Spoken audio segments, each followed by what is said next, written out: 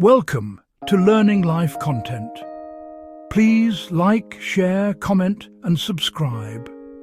Your support helps us grow and motivates us to bring you more fascinating and enriching stories. The year is 2025. In the heart of the Middle East, where rubble replaces rooftops and silence follows sirens, the dust from the latest war in Gaza has yet to settle. For months, the symphony of a once vibrant society has been reduced to a haunting quiet, punctuated only by the cries of those left behind. For the 2 million souls trapped within this narrow coastal enclave, hope had become a dangerous luxury.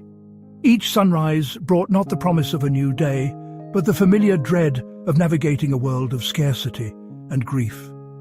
The international community watched, offering condemnations and aid packages that felt like placing a bandage on a mortal wound.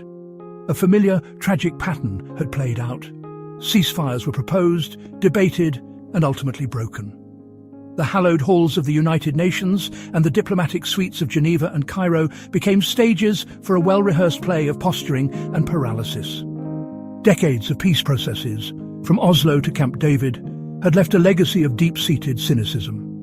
The Israeli-Palestinian conflict was seen by many as the world's most intractable problem, a Gordian knot that no diplomat had ever managed to untie. The world had, it seemed, resigned itself to managing the conflict, not solving it. And then, from the most unexpected of quarters, a political tremor. The initiative didn't emerge from the traditional corridors of peacemaking. Instead, the epicenter shifted 6,000 miles west to Washington, D.C.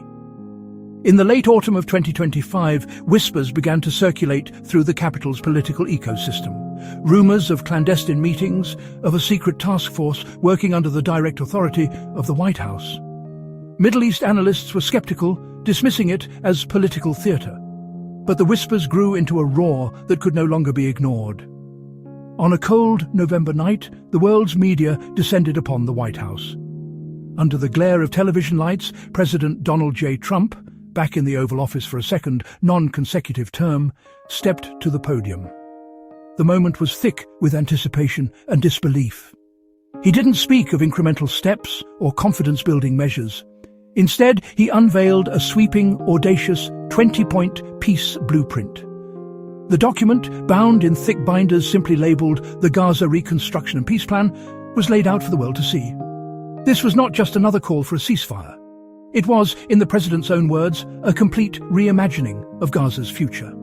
A roadmap that promised not only to rebuild the shattered infrastructure, but to fundamentally restructure its economy, its governance, and its relationship with its neighbours. It was a proposal of breathtaking ambition. But as the details began to emerge, so too did the questions. Was this a genuine breakthrough for peace, or the greatest political gamble in modern history? After weeks of intense, often fraught, back-channel negotiations brokered by Qatar, Egypt and the United States, a document emerged. It was a testament to a brutal pragmatism, a framework built not on trust, but on a shared, desperate need to pause the bloodshed. At its very foundation, the plan laid out a meticulously sequenced series of actions designed to pull both sides back from the brink. First, and most critically, an immediate and comprehensive ceasefire would take effect the moment Israel formally accepted the terms. This wasn't a gradual de-escalation, it was a full stop. The aim was to instantly halt the devastating campaigns that had reduced vast swathes of Gaza to rubble and to open corridors for a massive surge of humanitarian aid.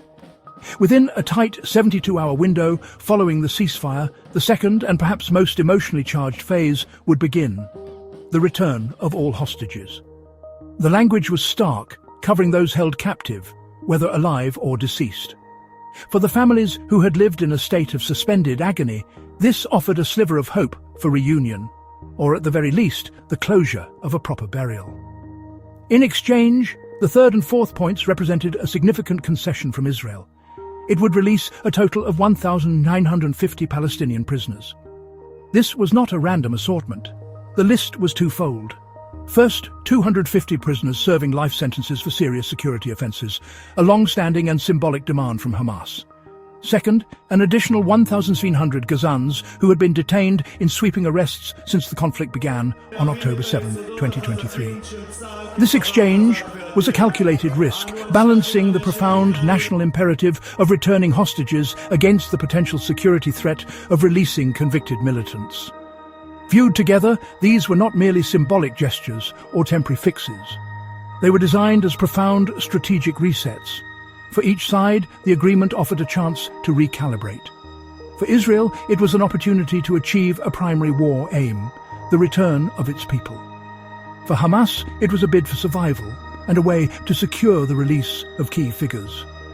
For the international community, it was a fragile first step away from the abyss of a wider regional conflagration, an attempt to impose a new, albeit precarious, reality on the ground. To dismantle the machinery of war, the plan demanded 5. Complete disarmament of Hamas. 6. Amnesty or safe exit for members who renounce violence. 7. A permanent ban on Hamas's political role in Gaza. Critics called it ambitious. Supporters called it necessary. Then came the lifelines. 8. Full humanitarian aid. Water, electricity, hospitals, bakeries. 9. Rubble removal and infrastructure rebuilding. Aid managed by neutral bodies like the UN and Red Crescent. Gaza, long starved of hope, was promised a breath of dignity. To restore mobility and trust, 11 Rafah crossing reopened under January 2025 terms. 12 Freedom of movement for civilians monitored internationally.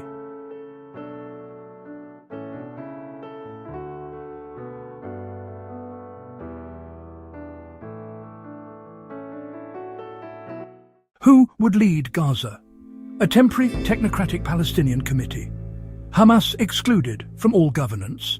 A global board of peace chaired by Trump. Members include Tony Blair, Arab leaders, and neutral diplomats.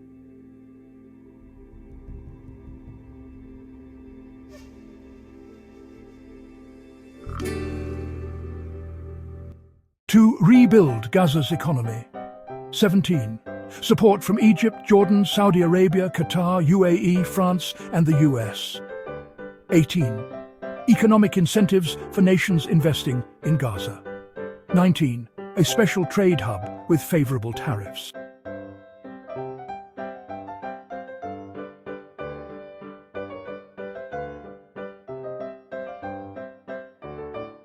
And finally, 20.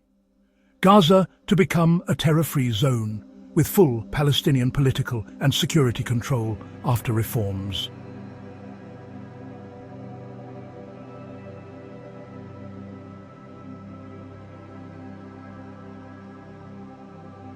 In the immediate aftermath of the plan's unveiling, the world's capitals reacted with a carefully calibrated mix of hope and apprehension. The initial responses were a study in geopolitical positioning, a global chess match where every public statement carried layers of strategic intent. From Washington, the endorsement was swift but laden with caveats, emphasizing ironclad security guarantees and a verifiable step-by-step implementation. The White House saw it as a chance to reassert American leadership in a region where its influence had been challenged. Across the Atlantic, European leaders echoed this cautious optimism. President Macron of France, speaking for a continent often caught between its historical ties and modern-day pressures, called it a rare moment of clarity, a potential pathway out of a seemingly intractable crisis. Further east, a rising global power weighed in. Prime Minister Narendra Modi of India praised the humanitarian focus, urging all sides to embrace peace with courage.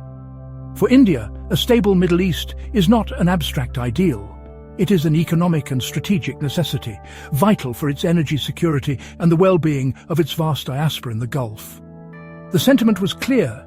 The world's democracies were willing to give peace a chance, but they would be watching closely.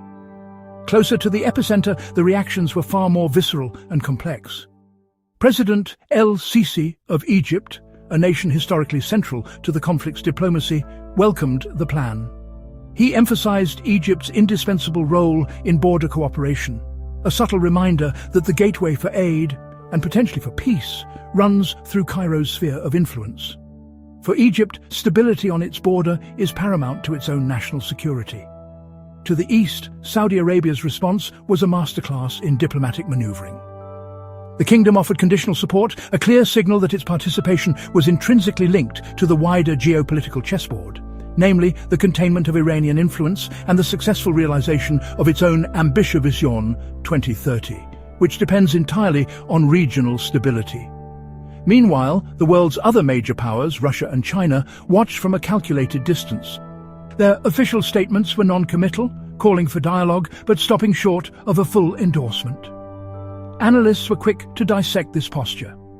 They argued it was a strategic waiting game, an opportunity for Moscow and Beijing to expand their influence by positioning themselves as alternative mediators, free from the historical baggage of Western powers. Behind the diplomatic language, a complex reality was taking shape. The plan was not just about peace in the Middle East, it was a new flashpoint in the growing competition between global titans. But beyond the high-stakes diplomacy and the grand strategies of nations, the 20-point proposal resonated on a deeply human level. For millions living under the shadow of conflict, the plan's emphasis on humanitarian corridors, reconstruction funds, and freedom of movement was not a geopolitical abstraction. It was the promise of a life reclaimed. It was the hope of a market reopening, the sound of children playing in the street without fear, the simple dignity of a family able to plan for a future. It was a fragile glimmer of normalcy in a land that has known anything but. And so, the document stands, 20 points, one singular vision. A region long fractured by war, haunted by the ghosts of the past, the ghosts of 1948, of 1967, of failed accords and broken promises, now faced a profound choice.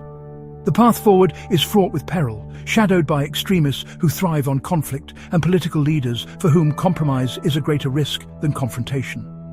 Every clause of the plan will be a battleground for interpretation and implementation. Will this blueprint become a cornerstone of history, a testament to humanity's capacity for reconciliation? Or will it be just another fleeting moment of hope, a painful footnote in a story of perpetual conflict, destined to be buried by the sands of time? The ink is dry, but the page is yet to be turned, and its final story, only time will decide. Thank you for watching Learning Life content. Please like, share, comment and subscribe.